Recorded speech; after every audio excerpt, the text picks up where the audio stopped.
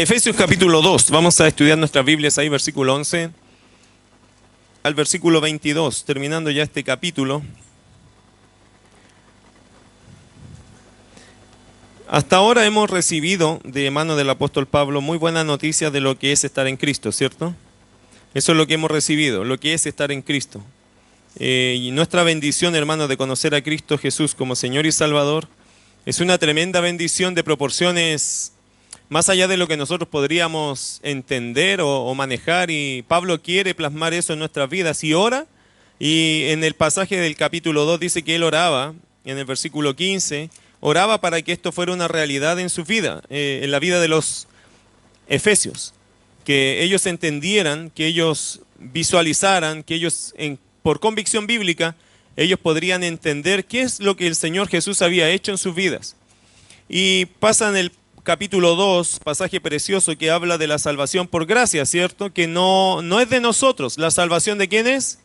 De Dios. Y Él nos quiso dar a nosotros la salvación, no por obras, para que nadie se gloríe. Usted no es salvo porque usted es bueno, usted no es salvo porque usted hizo un mérito, no es salvo porque decidió creer, sino simplemente porque el Señor Jesucristo, o porque Dios el Padre planificó que un día Jesucristo llegara a nuestras vidas, y eso es simple gracia. No tiene que ver con nosotros, es una salvación totalmente de la mano de Dios para nosotros. ¿Por qué? Capítulo 2, versículo 1 habla de que Él nos dio vida a nosotros cuando estabais muertos en vuestros delitos y pecados. Y eso fue lo que hablamos la semana pasada.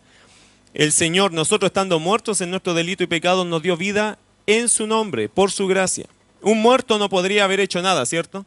Pero ¿qué nos dio vida para poder creer entonces? ¿Qué nos dio la capacidad de creer? ¿Qué nos hizo entender el Evangelio? Sin duda fue la gracia de Dios.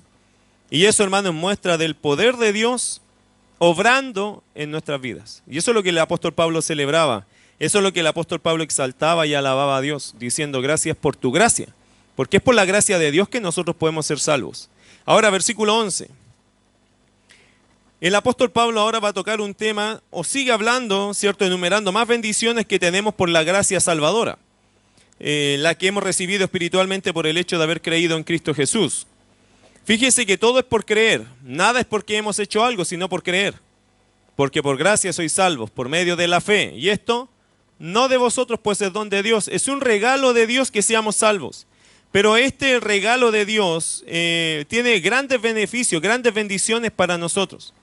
Una de ellas es haber sido salvos, pero también en este pasaje nos muestra que somos parte de algo, participamos de algo. Y aquí va a mostrar el apóstol Pablo una de las características del tiempo de él, que pasaba mucho en la iglesia cuando la iglesia nació o cuando tenía poco andar. Y va a mostrarnos aquí un poco la separación que hubo y se formó entre los judíos creyentes, los judíos salvos, y los gentiles salvos. No se olvide que cuando la iglesia nació con un grupo de judíos, ¿cierto? La iglesia era, al principio, cuando nació, era judía. Fuertemente, todos eran judíos. Pero en el proceso de los años, la iglesia fue extendiéndose, expandiéndose. Los judíos al principio no entendían que la salvación iba a ser también para los gentiles. ¿Quiénes son los gentiles? Los que no son judíos.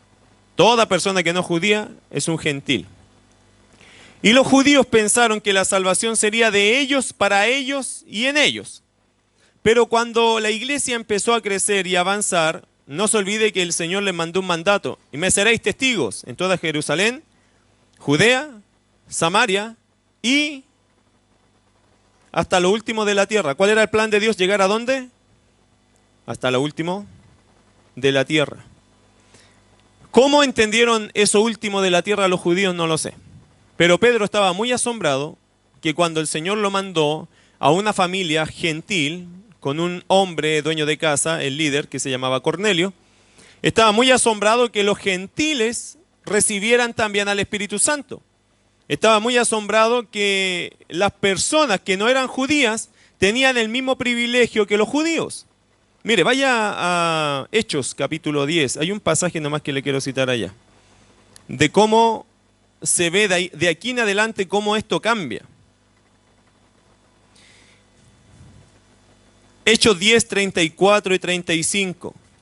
Entonces Pedro, abriendo la boca, dijo: en verdad comprendo que Dios no hace acepción de personas, sino que en toda nación se agrada del que le teme y hace justicia.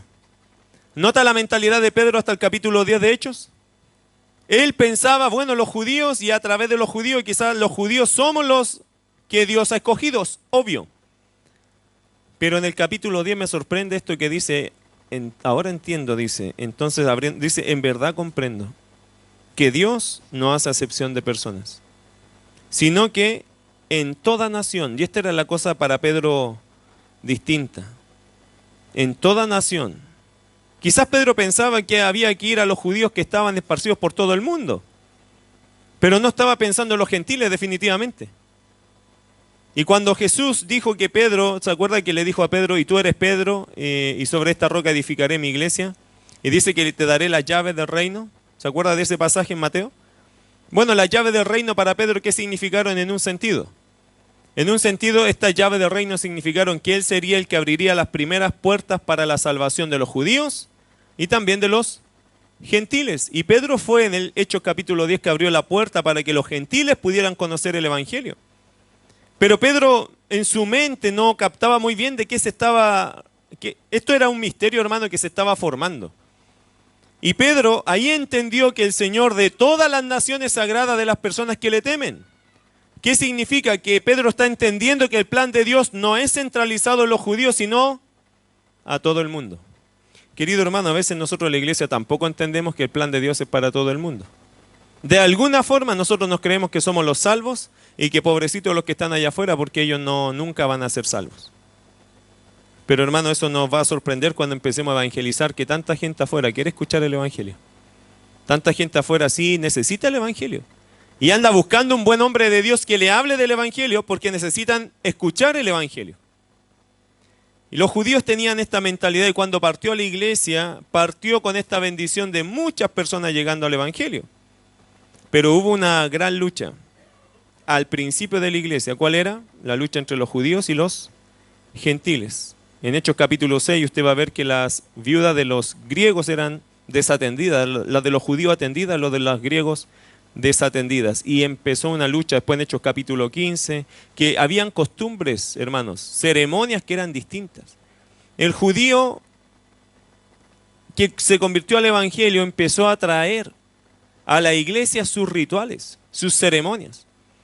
Como que quiso espiritualizar o cristianizar sus ceremonias, sus liturgias, guardar sus días, guardar el año, guardar tal día especial, su atuendo quizás, su forma de ser, su cuestión religiosa, su ceremonia religiosa, la quiso cristianizar. Y una vez que ya la trajo a este lugar, empezó a imponerla y a decirle a los gentiles, ustedes también deben guardar esto, porque esa es la mejor evidencia de que ustedes son salvos. Y empezó una crisis con los gentiles porque los gentiles estaban muy poco interesados en hacer las cosas como los judíos las hacían.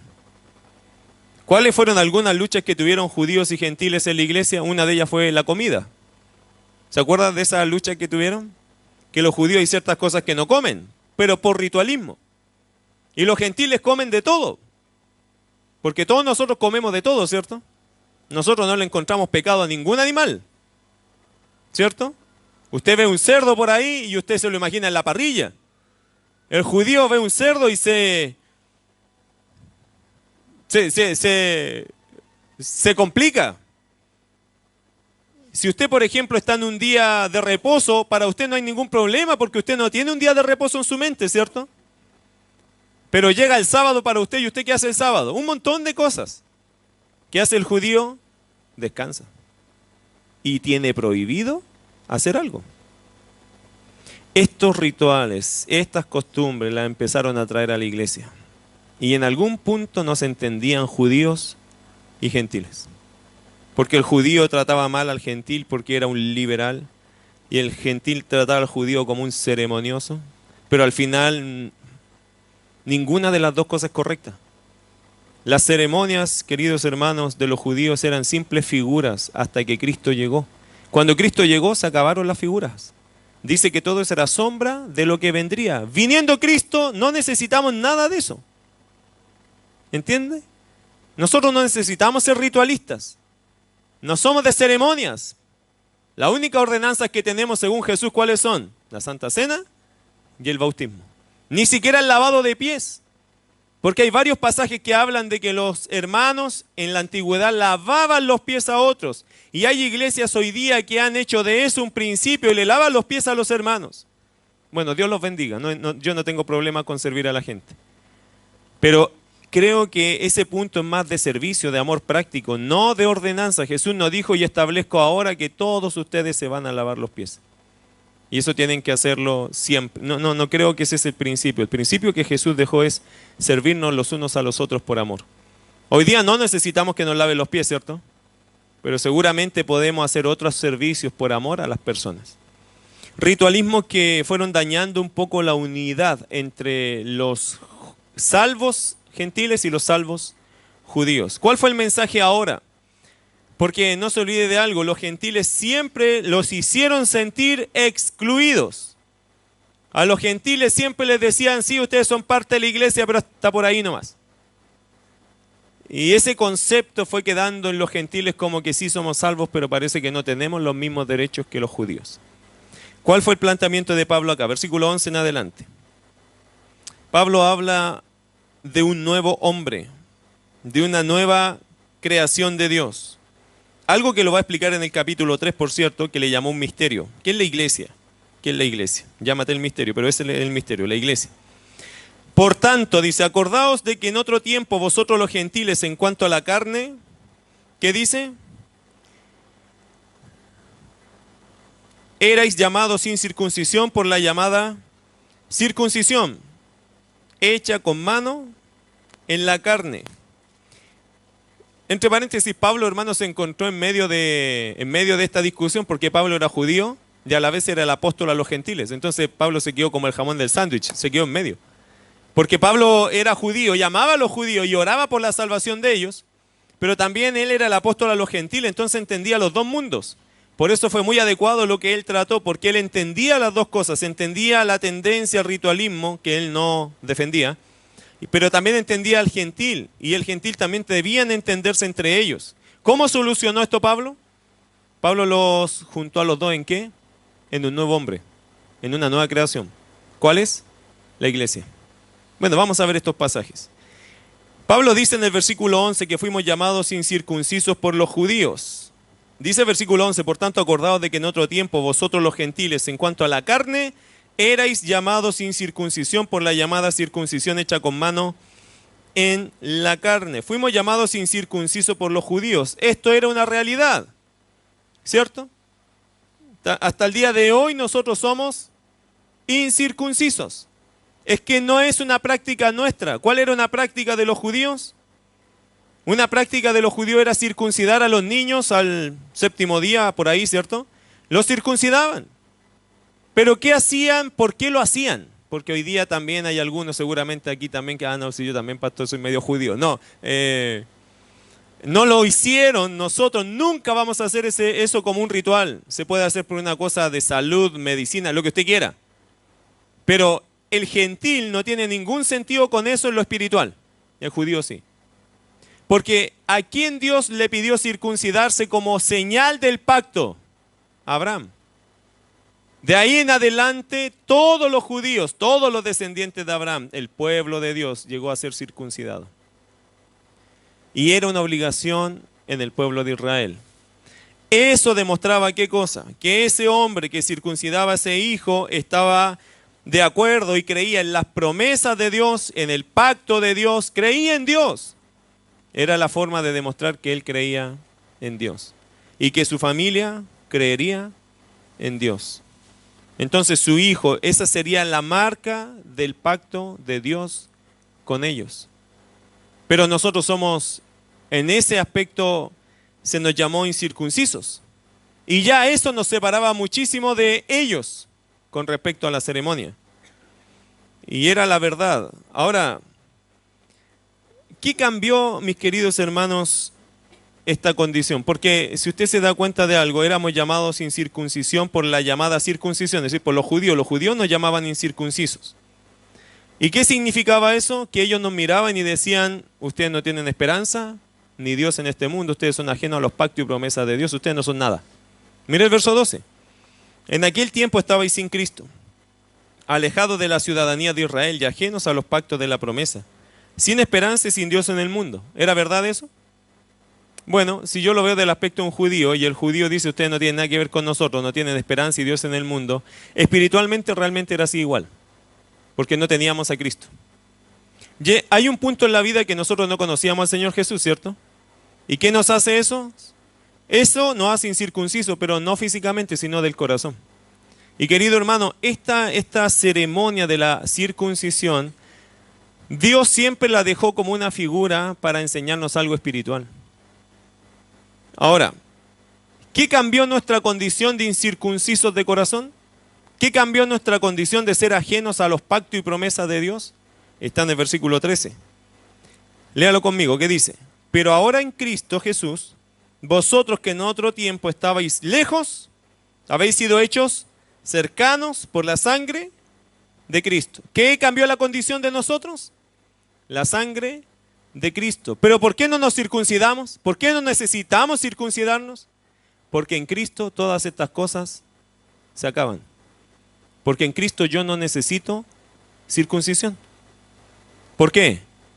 Vaya a Romanos capítulo 2, ahí lo va a entender bien este asunto. El apóstol Pablo ya explicándolo en Romanos. Romanos capítulo 2, versículo 25. Y aquí va a entender usted esta figura que Pablo usa en Efesios. Éramos incircuncisos, por cierto que sí, pero aquí está apuntando Pablo. Pablo está apuntando a la realidad espiritual, no física necesariamente. Verso 25, pues, Romanos 2, 25. En adelante, pues en verdad la circuncisión aprovecha si guardas la ley. Pero si eres transgresor de la ley, tu circuncisión viene a ser incircuncisión. ¿Está conmigo, no? ¿Está ahí? ¿Sí? ¿No se ha perdido todavía? Generalmente aquí la gente se pierde, ¿ok? Con los trabalenguas bíblicos se pierden. Verso 26. Si pues el incircunciso, que sería un gentil, guardare las ordenanzas de la ley, ¿no será tenida su incircuncisión como circuncisión? Y el que físicamente es incircunciso, pero guarda perfectamente la ley, te condenará a ti que con la letra de la ley y con la circuncisión eres transgresor de la ley. Y esto es la aplicación, verso 28 y 29. Pues no es judío el que lo es exteriormente, ni es la circuncisión la que se hace exteriormente en la carne, sino que es judío el que lo es en lo interior. Y la circuncisión es la del corazón, en espíritu, no en letra. La alabanza del cual no viene de los hombres, sino ¿de quién? De Dios. ¿Dios alaba a quién? ¿Al que es circuncidado de qué? De corazón, no físicamente. Bueno, vuelva a Efesios. El apóstol Pablo está queriendo unir a los creyentes en Cristo. No se olvide que está en esta reconciliación por medio de Cristo, de la cruz. Y lo que está demostrándole aquí al judío y al gentil es que si un día te trataron de incircunciso, no te preocupes porque hoy día en Cristo somos todos hechos uno. Tanto judíos creyentes en Cristo como gentiles creyentes en Cristo somos uno. No somos distintos, no tienen mayores ventajas unos que otros. Mire versículo 13, pero ahora en Cristo Jesús, vosotros que en otro tiempo estabais lejos, habéis sido hechos cercanos por la sangre de Cristo. Versículo 14, porque Él es nuestra paz, que de ambos pueblos hizo uno, derribando la pared intermedia de separación. Ok, ya no hay judío, ya no hay gentil, ¿cierto? Bueno, ¿qué dice el versículo 14? Jesús es nuestra paz, ¿cierto? ¿La paz entre quién? Entre los judíos y los gentiles. Él es nuestra paz. ¿Por qué? Porque de ambos pueblos, ¿qué hizo? Hizo uno. Entonces, ¿somos judíos ahora? ¿Somos la continuidad de Israel? ¿Somos el Israel convertido en iglesia?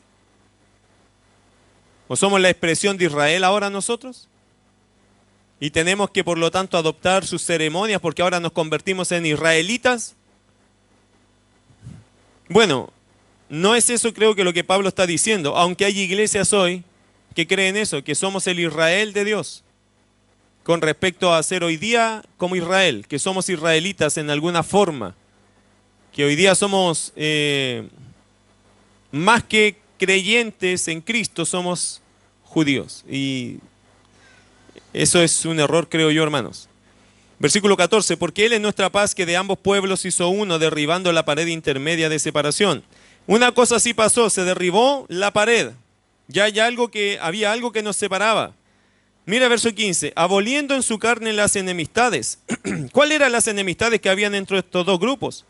La ley de los mandamientos expresados en ordenanzas, las ceremonias, el estilo de vida, estas cosas de guardar la ley a través de ceremonias y observar eso. Ahora, el Señor dice que eso lo abolió. La palabra abolir significa dejar sin efecto. El Señor dejó sin efecto este asunto de las ceremonias, de los rituales, para decir que con eso somos obedientes. Querido hermano, ¿qué tenía que hacer un hombre en el Antiguo Testamento para perdón de sus pecados, ya aún en el tiempo de Jesús? Para que sus pecados fueran perdonados, ¿qué tenía que hacer? Entre paréntesis, son pecados de omisión. ¿Qué significa? De ignorancia. Cualquier persona que pecaba voluntariamente tenía que morir. ¿Ok? No está hablando de pecados voluntarios, se está hablando de pecado involuntario. Por ejemplo, si aquí lo actualizáramos, se pasó un disco pare, pero no sabía que el disco pare significa pare. Y por ignorancia llegó y se lo pasó, o no lo vio. Entonces se da cuenta que falló, que pecó. ¿Sabe lo que tiene que hacer ese hombre? Volver a casa, dejar el auto, ir a comprar un becerro o un cordero, llevarlo al templo, al sumo sacerdote, poner la mano ahí diciendo, Señor, aquí va mi pecado, lo siento, sacrificar el animalito, ¿cierto? Pedir perdón. Él tenía que descuerar al animal, tenía que quemarlo y después de eso tenía que lavar todo lo que había dejado sucio, cambiarse la ropa y irse para la casa. Eso tenía que hacer, más o menos. Imagínense si tuviéramos que hacer eso por cada pecado nuestro. Pasaríamos ocupados en eso, ¿cierto?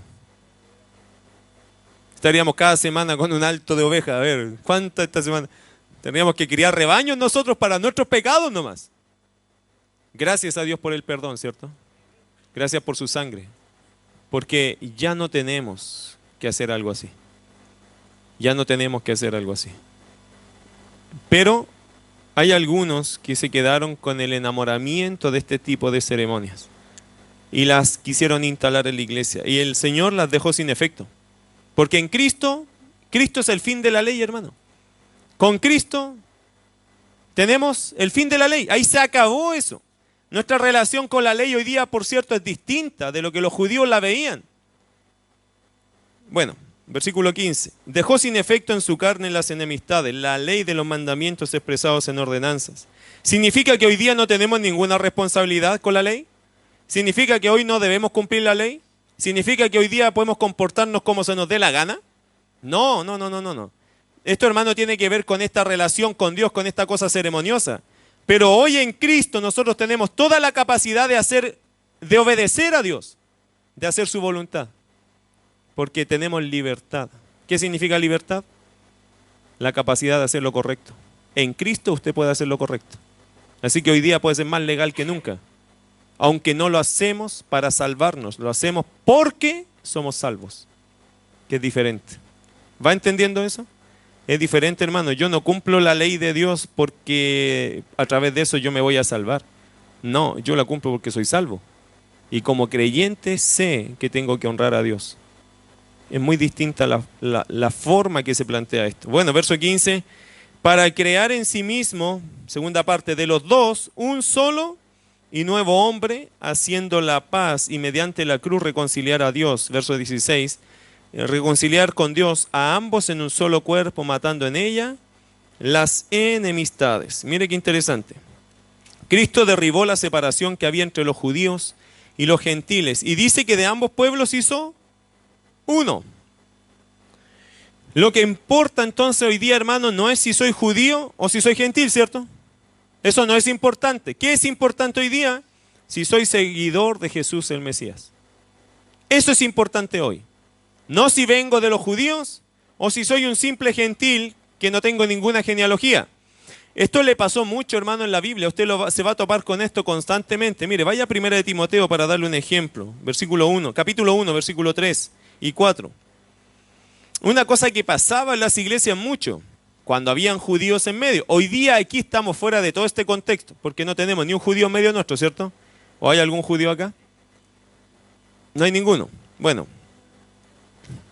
judío no hay ninguno acá, me parece, ¿cierto? Circunciso, ni le voy a preguntar. Verso 3 y 4. Como te rogué que te quedases en Éfeso cuando fui a Macedonia, para que mandases a algunos que no enseñen diferente doctrina. Mira el verso 4. Ni presten atención a fábulas y genealogías. ¿Qué dice el texto? Interminables, que acarrean disputas más que edificación de Dios, que es por fe. Así te encargo ahora. ¿Qué le dijo el apóstol Pablo a Timoteo? Oye, Timoteo, yo, así como te rogué que te quedases en Éfeso, te sigo mandando eso. ¿Para qué? Para que nadie esté enseñando diferente doctrina. ¿Cómo cuál? Guarde el séptimo día para que sea salvo. Diferente doctrina. Guarde tal día porque ese día te va a hacer más puro. No es verdad. Tiene que cumplir con cierto ritual porque así va a ser más espiritual. Mentira. Falsas doctrinas. Que por obra usted va a agradar más a Dios que por su fe. Falso, hermano. Absolutamente falso. Es como cuando llega a Chile Semana Santa, aunque esto era más antiguo, quizás ahora ya no se entiende tampoco. Y la gente comía pescado ciertos días, ¿se acuerda? Hay algunos creyentes que todavía comen pescado ese día porque creen que algo les va a pasar si no lo hacen. Es un ritual. Que algunos creen que por eso ese día son más santos. Falso, absolutamente. No hay nada en la Biblia de eso. Bueno, ¿qué pasaba aquí? Prestaban atención a fábulas, a cuentos, a historietas, a cosas místicas y genealogías interminables. ¿Sabe lo que empezaban a hacer los hermanos? Oye, ¿tú eres judío? Sí. Ay, ¿de qué tribu eres? Y usted, no, yo soy gentil, pero a lo mejor en una de esas, por algo te salvaste, a lo mejor tú tienes algo de judío. Empecemos a mirar tu genealogía, ¿de dónde vienes tú? ¿De qué? Y empezaban. Oye, a lo mejor soy medio judío, por eso Dios me salvó. Hermano, genealogía interminable, una conversa absurda. Absurda. No necesitamos ser judíos para ser salvos, ¿sabía usted eso? ¿Qué necesitamos? Creer en Cristo Jesús como Señor y Salvador. Y eso te hace tan salvo como un judío. Porque un judío que no conoce a Cristo también está perdido. Porque no se trata de genealogía, no se trata de herencia, no se trata de sangre, se trata de la sangre de Cristo por nosotros. No se trata de que yo venga de una descendencia de creyentes, por eso soy un buen creyente. Eso es lo bueno de este mensaje, que usted no teniendo ningún pariente canuto, usted puede ser un buen canuto. No teniendo ningún pariente salvo, usted puede ser salvo. ¿Por qué?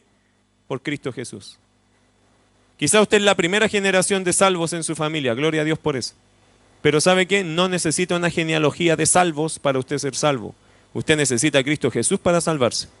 Y no importa si trae una herencia, no, si mi abuelo era pastor y mi papá fue pastor, entonces yo voy a ser descarriado, ¿ok? No, bueno, o pastor. Trae, y algunos dicen, es que tú traes la genética. ¿Cuál genética, hermano? Vienen tus genes, no viene nada, hermano, olvídese de eso. Yo no creo que mi hijo, aunque espero que mis hijos sirvan al Señor, no sé qué le voy a heredar la iglesia. Porque hay gente que hereda la iglesia, ¿se ha dado cuenta? Como yo soy el pastor, entonces después Benjamín va a ser el pastor de ustedes. Amén, hermanos. Gracias, eso, así me gusta. No, así me gusta a mí. No, bueno, depende, pues, pastor. Depende si el hombre es de Dios y si Dios lo llama, gloria a Dios, ¿cierto? Pero hay iglesias que no, pues dicen, amén, sí, tiene que ser así porque es de herencia, porque Él trae la sangre, el ADN espiritual. No, hermano.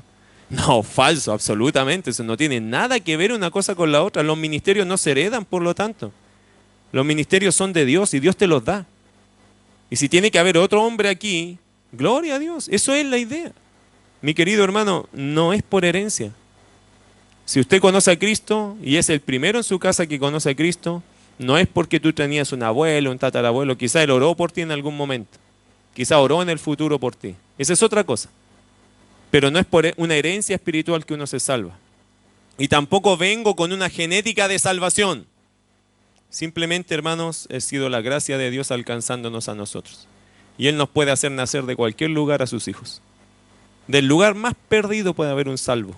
¿Por qué? Si conoce a Cristo, se salva. Amén.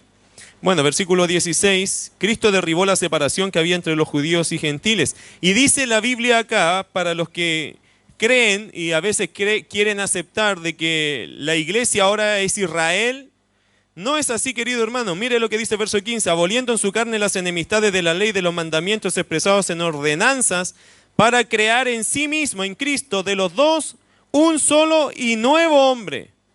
Es nuevo. No solo es ahora un solo hombre, sino que ahora este hombre es nuevo. No es ni judío, no es ni gentil. Versículo 16. Y mediante la cruz reconciliar con Dios a ambos en un solo cuerpo, matando en ella las enemistades. Hoy día no debemos pelear porque si es un judío o un gentil, o si usted tiene un trasfondo y otro tiene otro trasfondo. Hoy día en Cristo, ¿qué somos? Hermanos. El Señor nos reconcilió con Él. Y si usted se reconcilió con Él, entre nosotros no debería haber ningún problema. ¿Amén? ¿Por qué? Porque somos reconciliados con Dios, por Dios.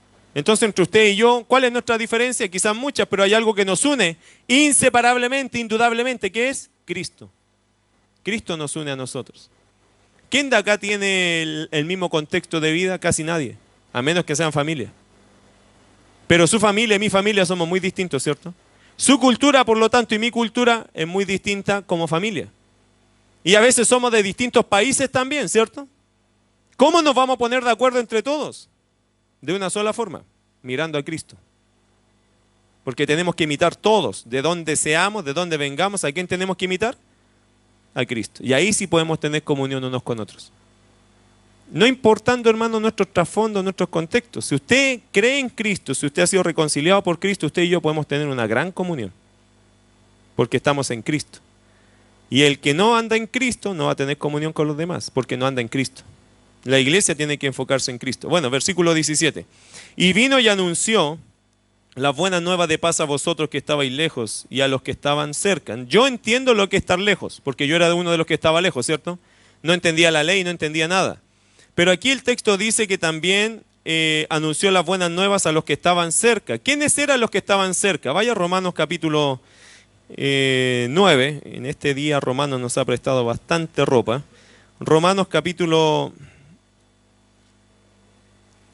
9 creo que es. Sí, versículo 1 al 5. Estos son los que estaban cerca, hermano.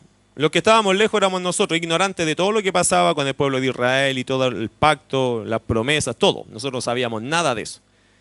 Sin embargo, el Señor nos salvó. Pero ¿quiénes son los que estaban cerca? Versículo 1 de capítulo 9 de Romanos. Verdad digo, en Cristo no miento y mi conciencia me da testimonio en el Espíritu Santo de que tengo gran tristeza y continuo dolor en mi corazón. Porque deseara yo mismo ser anatema, separado de Cristo por amor a mis hermanos, los que son mis parientes según la carne, que son israelitas, de los cuales son la adopción, la gloria, el pacto, la promulgación de la ley, el culto y las promesas. Todo lo tenían ellos.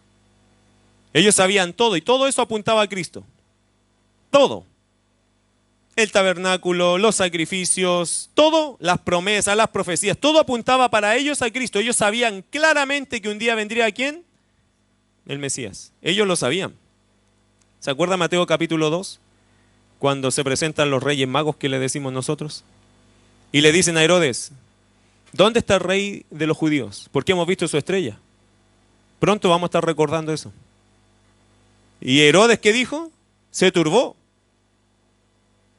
Se turbó él y toda la ciudad se turbó diciendo, oye, vienen unos reyes magos. Llegaron, hermano, no llegaron 3 personas así muertas de sed, ¿ok?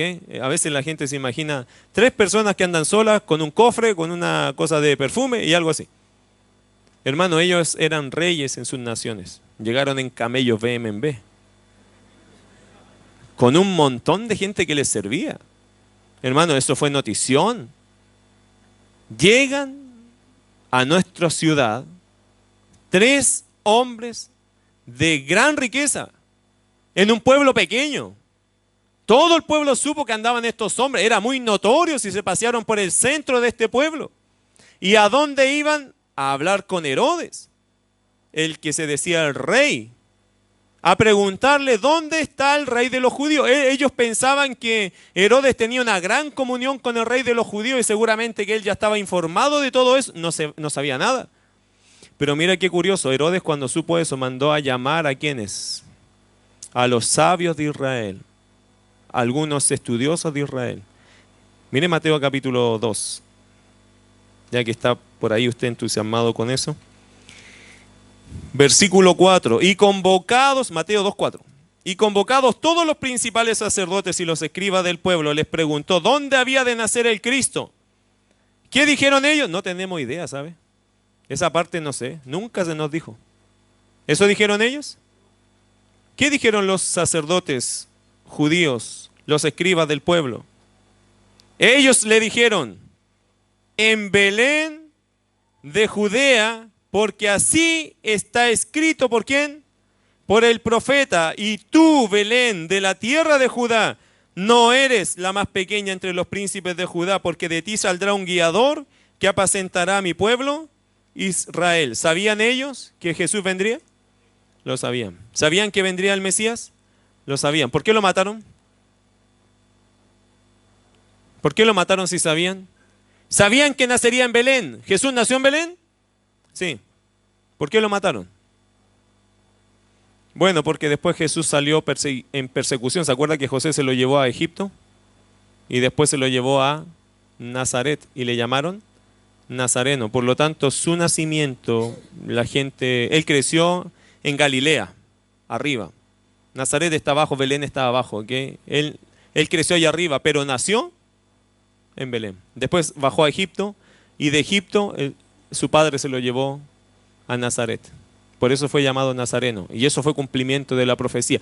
Todo eso se sabía en la Biblia en el Antiguo Testamento. ¿Por qué los judíos lo mataron? Bueno, simple, porque ellos no creyeron en Cristo. No creyeron en Jesús como el Mesías. Pero él daba toda la evidencia que él era el Mesías. Juan el Bautista lo dijo, ¿cierto? Y toda la gente, ninguno le podía acusar de nada malo.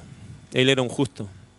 Él resucitó personas, él levantó a un paralítico para decir que solo Dios perdona pecados. ¿Se acuerdan de esa escena que Jesús un día dijo, hijo, tus pecados te son perdonados? Y la gente dijo, ¿por qué dice tal cosa si el único que puede perdonar pecados es Dios? Y él dijo, para que sepan que el Hijo del Hombre tiene autoridad, le dijo al paralítico, levántate, toma tu lecho, vete a tu casa. Y el hombre inmediatamente se levantó, agarró su camilla y se fue a su casa. El Señor mostró todo para garantizar quién era Él. ¿Por qué no le creyeron? Simplemente porque la gente cerró su corazón a las evidencias. No quiso creer. ¿Por qué? Porque ellos decían lo siguiente, pero este no es el hijo de José. ¿No están sus hermanas y sus hermanos con nosotros? Oye, si este nació en tal oeste, lo vimos crecer. Si de chico ha estado con nosotros, ¿cómo va a ser el Mesías este?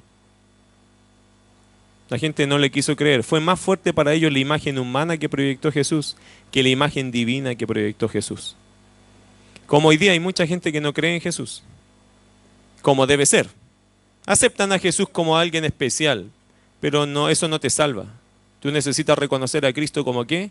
O a Jesús como ¿qué? Como el Señor. El Señor. Dios de nuestras vidas. Por lo tanto, ahí llega a ser el Salvador de nosotros. Bueno, Efesios capítulo 2, versículo 17, esos eran los que estaban cerca, los judíos, que siempre supieron, siempre lo vieron en las Escrituras, que Él era el Mesías. Ellos eran los que estaban cerca.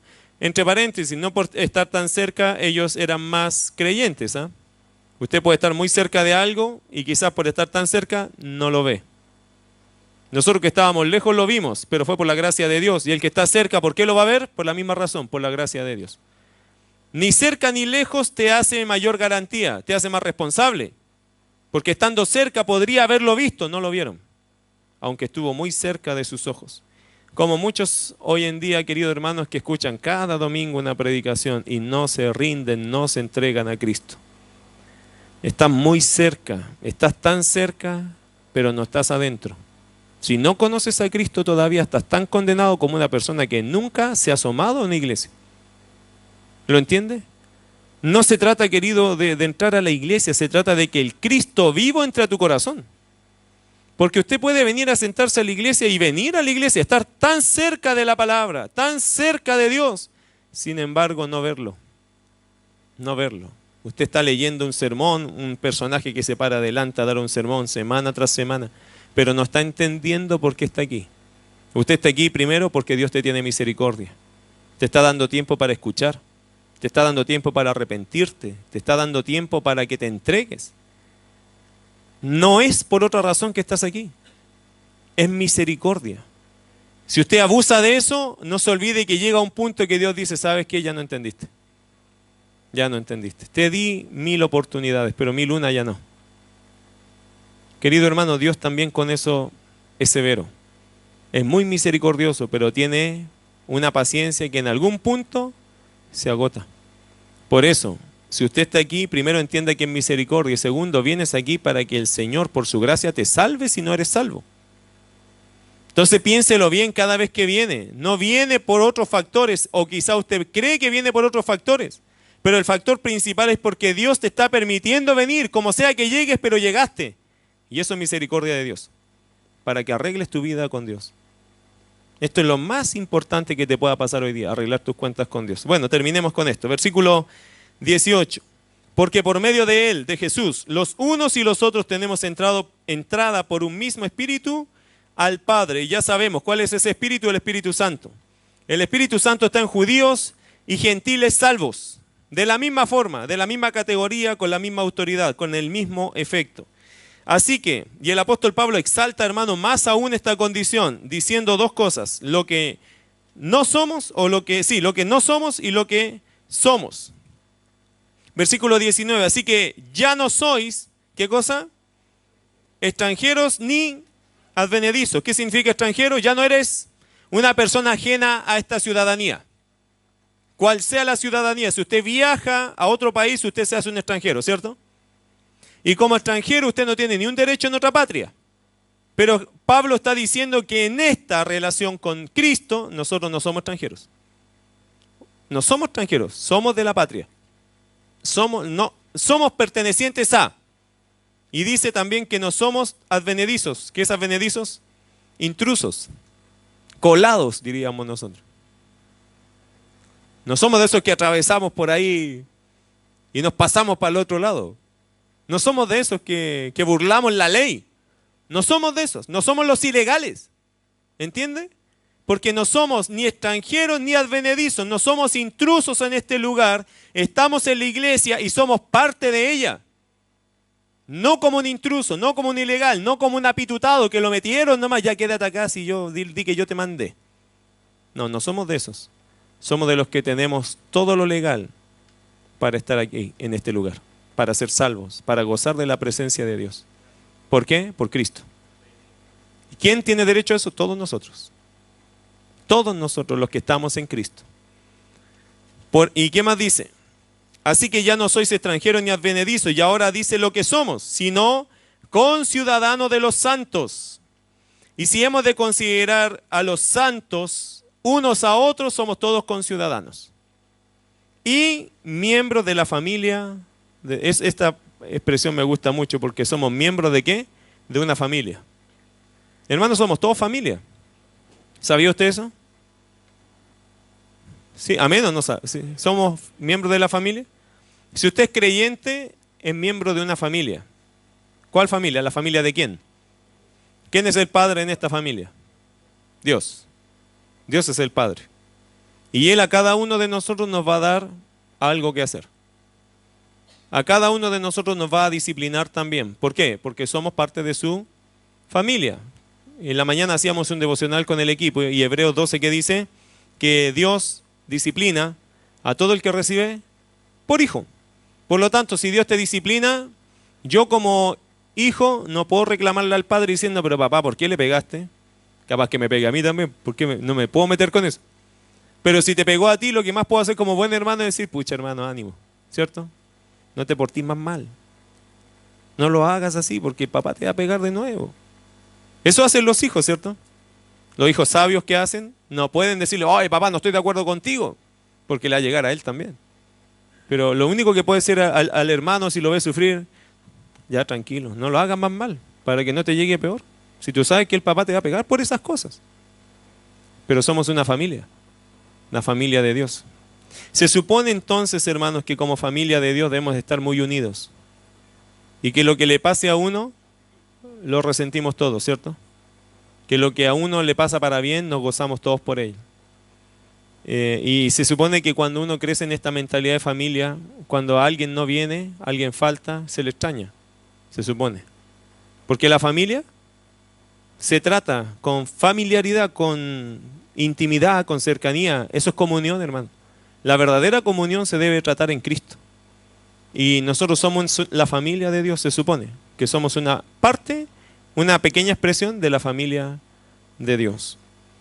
Y cuando personas llegan así a la iglesia y ven una familia, ¿sabe lo que siente esa persona? Siente paz, siente amor, siente alegría y le gustaría quedarse en un lugar que siente que es una familia. El otro día fuimos a una inauguración de un templo de 850 personas, un templo acá en Noviciado. Un pastor que estamos formando una amistad muy linda, muy buena creo yo. Y ellos son 600 personas, más o menos ya asistiendo a esta iglesia. Pero lo que más me llamó la atención el día que estuvimos en la inauguración, que el pastor premió a varios servidores de la iglesia. Quizás 15 hermanos, 20 hermanos pasaron allá. Pero me encantó la recepción de la iglesia. Cada vez que pasaba un hermano adelante, que el pastor lo mencionaba, todos los hermanos se alegraban y lo felicitaban. Como una familia gigante. A veces, hermanos, cuando uno premia a una persona, está preocupado de cuántos más van a quedar tristes porque se premió a ese. ¿Cierto? Pero la mentalidad de esa iglesia, ¿cuál era? Todos servimos a Dios. Ustedes lo han hecho muy bien, hermano, pero esto es que voy a destacar, sobrepasaron los límites. Pero me encantó el corazón de los hermanos. No vi amargura, no vi celo, no vi envidia. No tenía tiempo tampoco para evaluar cada una de esas cosas. Pero lo que sentíamos en ese minuto era la alegría de que eran una familia de Dios. Interesante. Nosotros como iglesia debemos ser bien humildes, hermanos. Para ser una familia tenemos que ser bien humildes y considerarnos uno a otro de una forma especial. Ore para que usted se involucre en eso. Ore para que cosas de tu vida cambien con el fin de que seas parte de la familia de Dios. Porque una cosa que yo he visto en la iglesia es que a veces le cuesta a la gente entrar aquí y sentirse parte de la familia. No entiendo por qué, pero hay gente que no se siente parte de la familia. Se desprecian solos y no entran al círculo de la familia, no se entregan como familia, sino que vienen vienen a la iglesia, al culto y eso es todo. Pero eso, hermano, es como disfrutar muy poquito de lo que Dios te puede dar en grande. Cuando usted se mete a la iglesia, se involucra a la iglesia. Yo entiendo, hermano, una cosa, la iglesia no es perfecta, amén. Entonces de vez en cuando va a tener una cosa que, bueno, pero en la casa suya no le pasa de vez en cuando que tiene un malentendido con alguien.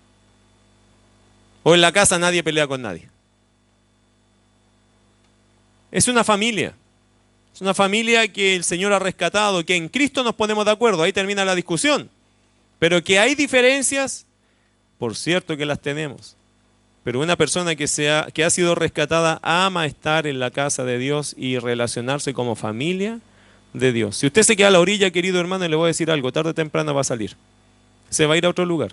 Pero en el otro lugar te va a pasar lo mismo, porque el problema no es de los lugares, es de uno.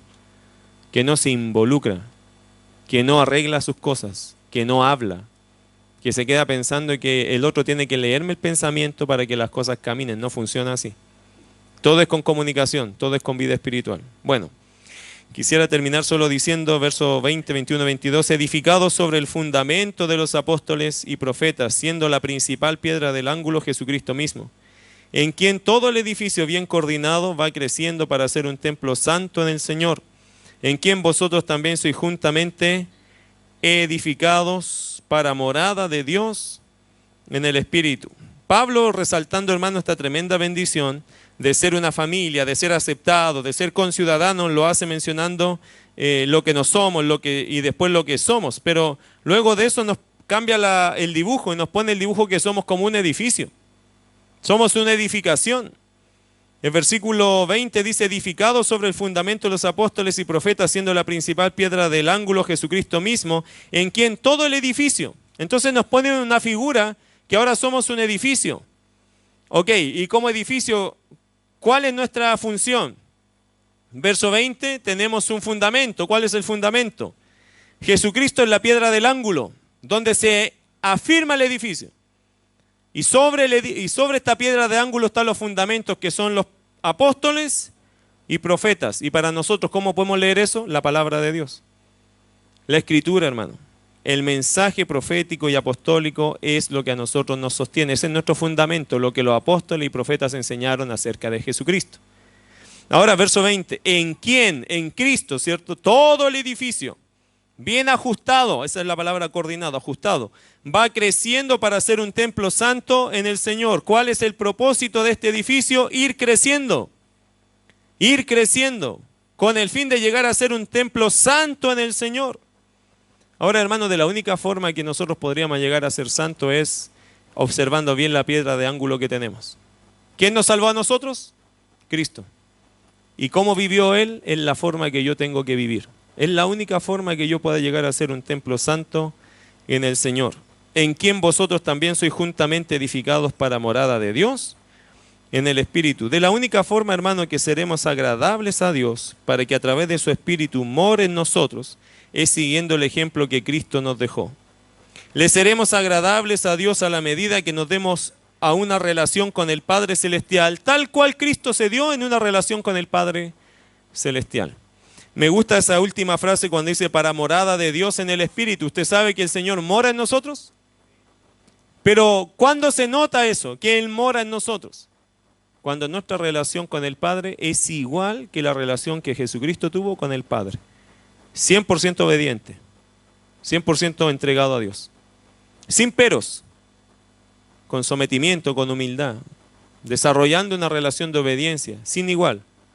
Cuando uno vive así con el Padre, entonces el Padre se goza en hacer morada en nuestras vidas. El Padre se goza en mostrar que Él está aquí, en nosotros. Fíjese que este edificio no es este edificio que es nuestro templo. Este edificio que habla acá, ¿a qué se refiere? A nosotros. Este edificio es muy curioso, porque se puede armar, se arma los miércoles, se arma los domingos como cuerpo, y a la vez cuando terminan los cultos se desarma y se esparrama por donde vive usted, donde está usted, y todos nosotros podemos ser este reflejo de la morada de Dios, de forma individual, cuanto más grupal. Así que, hermano, por eso es lindo venir a la iglesia, porque cuando estamos aquí, como que el templo se arma, como un Lego, ¿cierto? Se arma el templo. Cuando terminamos, cada uno va a su lugar, ¿a qué? A hacer testimonio de Cristo también, para seguir ganando a otras personas. Vamos a orar. Mucha información hoy, muchas cosas importantes, demasiadas. Pero la meta, mi querido hermano, es ser, ese lugar donde Dios more, ese lugar donde Dios quiere estar. Y que Dios se manifieste en hombres y mujeres. Que Dios se manifieste en hombres y mujeres, que la gente pueda ver que Dios está en medio de nosotros, que está en nosotros. La cosa más linda que nos podría pasar es eso. Que esta iglesia entienda que tenemos un gran privilegio, que Dios more en nosotros. Que la gente note que Dios está aquí y que Dios está en ti. Y esa es la meta que todos nosotros deberíamos tener y anhelar. Tenemos la posibilidad, claro, porque ya se rompió, ya se reconcilió todo en Cristo. Ya en Cristo somos uno solo. No somos judíos gentiles, somos la iglesia. Somos la iglesia de Dios. Pero esta iglesia, querido hermano, tiene que estar unida en Cristo. Por eso debemos ser una familia, la familia de Dios. ¿Hay alguien aquí que aún no conoce a Jesucristo? Jesucristo, mi querido y querida, visita que esté en este lugar. Te voy a decir algo, Cristo es el único que salva. No es la religión, es Cristo el que salva. ¿Hay alguien aquí que le gustaría pedir a Jesús, a Jesucristo, que entre a su corazón? ¿Puedes levantar tu mano y bajarla? Es una invitación de Dios para ti. Si hay alguien que tiene esa inquietud, por favor, levanta tu mano y bájala. Si hay alguien así, que nunca ha conocido a Cristo y le gustaría que Cristo entrara a su vida, porque reconoce su pecado, porque sabe que no lo ha hecho bien, pero tiene todo el deseo de agradar a Dios. La única forma que lo puedes hacer y experimentar esta comunión con Dios es a través de Jesucristo.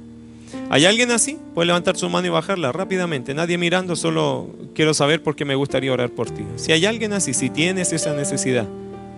Si no la tienes, está bien. Si ya tienes a Cristo, excelente. Ahora, querida iglesia, Si usted está viviendo la fe como debe ser, debería estar inserto en la familia de Dios. Debería estar siendo parte del plan de Dios en esta iglesia también. ¿Está pasando algo por tu corazón? Necesitas arreglarlo con Dios. ¿Qué te parece que tomes un minuto y ores? Porque si Dios te salvó y te trajo a este lugar, no te trajo solo para compartir tu fe, sino que te trajo para habitar en medio de su pueblo, habitar en medio de su familia, ser parte efectiva en la familia de Dios. En este lugar necesitas servir a Dios. Necesitas dar de tu tiempo, de tu vida, con sacrificio, como muchos lo hacen aquí. Te pido que ores al Señor para que si ves algo de esto que falta en tu vida, por favor, ora y pídele al Señor que te ayude a tener en consideración como una cosa muy importante ser parte de la familia de Dios y que juntos podamos ir creciendo. Amado Señor, gracias. Gracias por este tiempo. Que tu palabra, Dios, pueda animarnos a saber que somos tan privilegiados, porque somos salvos, porque somos, Señor, aceptados por ti. No somos extranjeros ni advenedizos, no somos intrusos en la familia de Dios, somos parte de la familia de Dios. Fuimos invitados, Señor, a esta relación contigo a través de Cristo. Gracias porque tú no ves diferencia entre un judío y un gentil que ha conocido a Cristo hoy. Tú nos ves a todos como hijos tuyos y parte de la iglesia, de algo nuevo, Señor. No es lo viejo ceremonioso, no es el liberalismo de un gentil, Señor, ni uno ni lo otro. Cada uno de nosotros, Señor, en Cristo somos nueva criatura. Por lo tanto, somos la iglesia, el reflejo, Señor, de tu misericordia, de tu gracia, alcanzando hombres y mujeres en todo el mundo, incluyendo a judíos, incluyendo a gentiles. Y tenemos el mismo Espíritu Santo. Gracias por eso, Dios. Porque aquí no hay ninguno que sea hijo tuyo que no tenga la presencia del Espíritu en su vida.